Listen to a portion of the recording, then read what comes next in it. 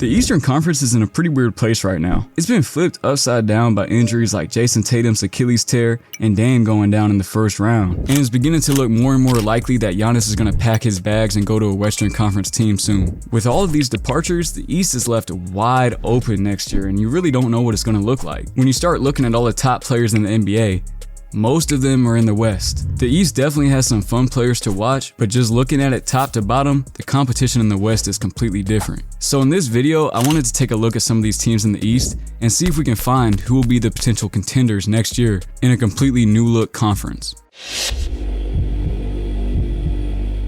I wanted to start with a team that has a both solid present and a solid future. At the time I'm recording this video, it looks like the Pacers are going to be the team to make it to the finals out of the East, and they deserve it.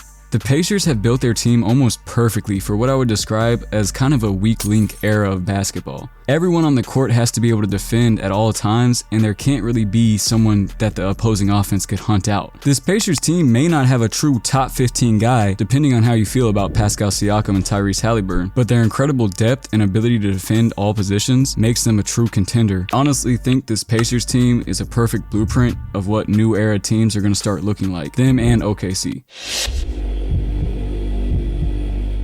Now moving on to the Knicks, I honestly don't know what they're going to do next year. I think they might just run it back with this core because it's working, kinda, but we're starting to see some defensive issues, especially with Cat and Brunson on the floor at the same time. Also, this team is pretty much in salary cap hell. If you look at OG Anunoby's contract, it is kinda rough.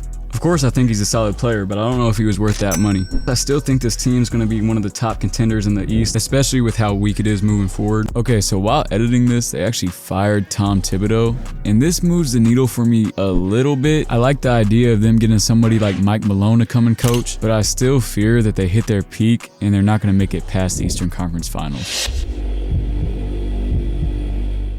Obviously, the elephant in the room with the Boston Celtics is a Tatum Achilles tear. The best case scenario is he somehow comes back right before the playoffs, but that's highly unlikely. We probably won't see him at all next year. The Celtics also aren't looking too great cap-wise. They're probably going to have to restructure next year if they want to stay below the second apron. That means probably making some trades. And with how he played in the playoffs, even with having an illness, I wouldn't put it past them to maybe be looking into trading Kristaps. The only other options are maybe Jrue Holiday, but looking at his contract, I honestly just don't know what type of team would take that right now.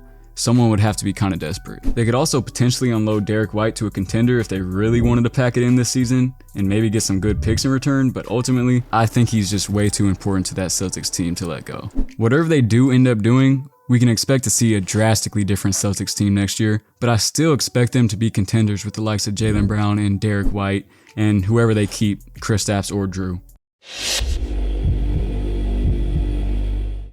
This is going to be an absolutely make or break offseason for the Orlando Magic. They have a couple of team options in Mo Wagner, Caleb Houston, Corey Joseph that they can maybe decline and create some cap space and try to improve some of their offensive shooting problems. They can't just go out breaking the bank though. They still haven't struck a deal with Paolo and his rookie contract expires next year.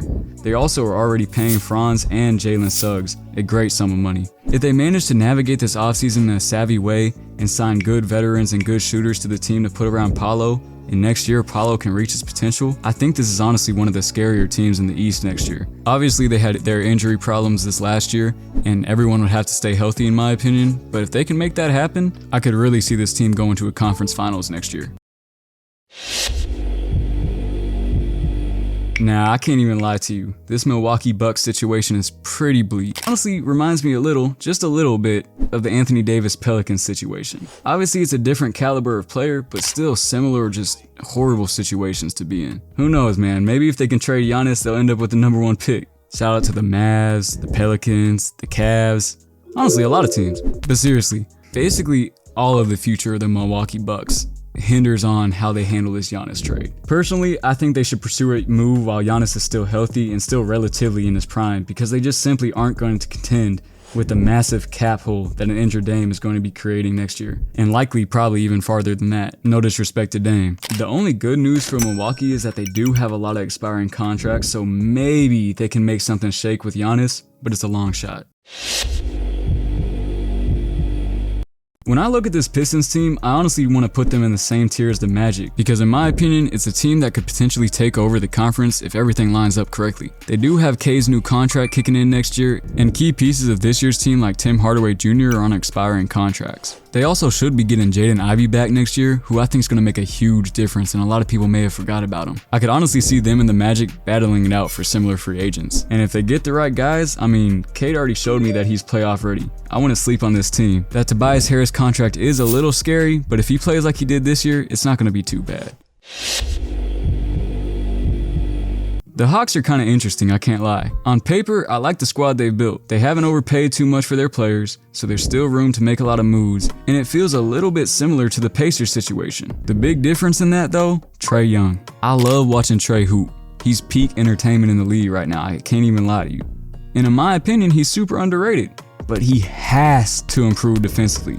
Has to. You can't hide him on every single possession forever. It wears down the team.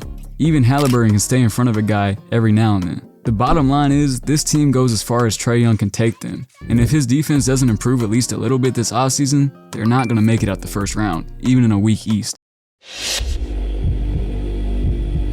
The Cavs, man. Where do I even begin? They're giving Evan Mobley the max, and that's going to push them into second apron territory unless they start cutting elsewhere. I honestly just put them this late in the video because I don't even know what to say about them. I really believed in them this year, man. Like, actually. They had injuries, sure, but they disappointed me. Donovan Mitchell isn't getting any younger, and I can see them making the playoffs again, but I don't see them truly competing next year unless Kenny Atkinson can, maybe make something shake under year 2. Maybe another year under his guidance can really make a difference. But what I've seen year in and year out from this same Cavs core is that in the playoffs, there's some chokers, I can't lie.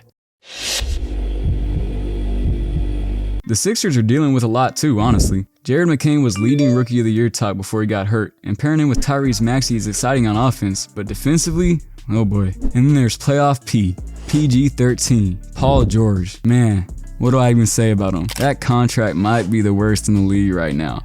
You gotta hope he bounces back, but I'm honestly not even betting on it. They do at least have the number 3 pick in the draft, likely going to be VJ Edgecombe or Ace Bailey. Both would give them the athleticism and defensive potential that they probably need. But without Embiid for most of the year, and so much going to be riding on McCain and Maxey, I think this team might be destined for the play-in next season. So yeah, I would say the East is a little bit broken.